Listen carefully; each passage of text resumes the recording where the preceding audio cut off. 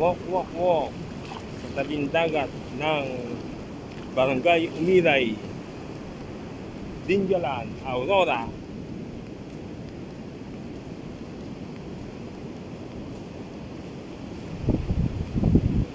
Ayan po yung mga naglalakyan alon ng dagat ng Umiray, Dingalan, Aurora. May mga bundok. Yun. Galing ako doon kanina, pero ngayon pabalik na ako. Hindi na ako bumanda doon pa. At medyo malay-lay na yun.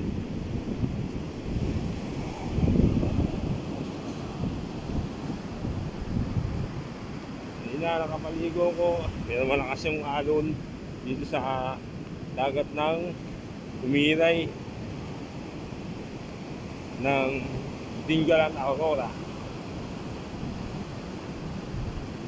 Ligo lang ako sandali dito kanina sa dagat. Tapos sumahon na ako. Siguro mga 5 or 10 minutes. Yan. Sandali lang. Sumahon na kaagad ako.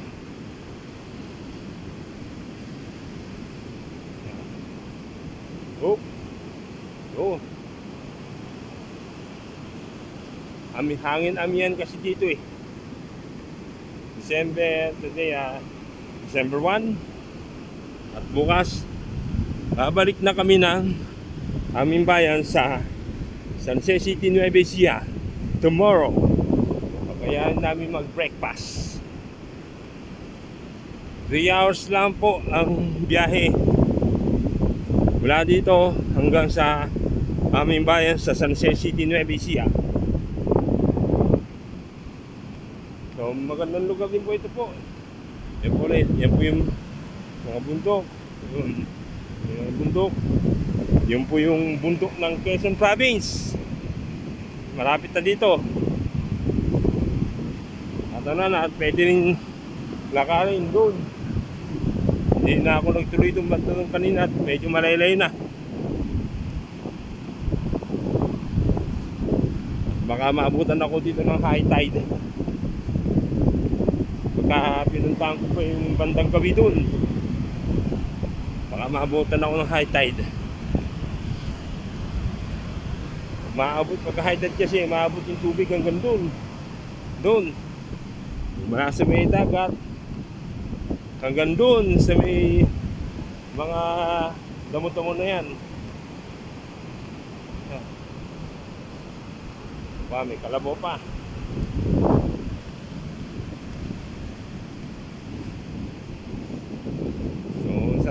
Maglakad-lakad dito sa tabing dagat ng Umiray, Dingalan, Aurora.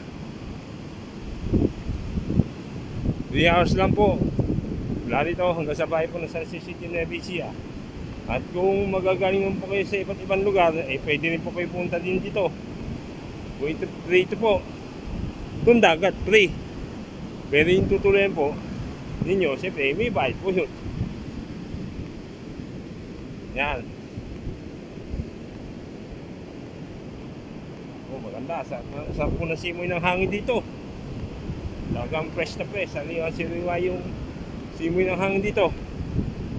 Sigurado pag nagpunta kayo dito, mag-enjoy talaga kayo. Yan. Yan po yan.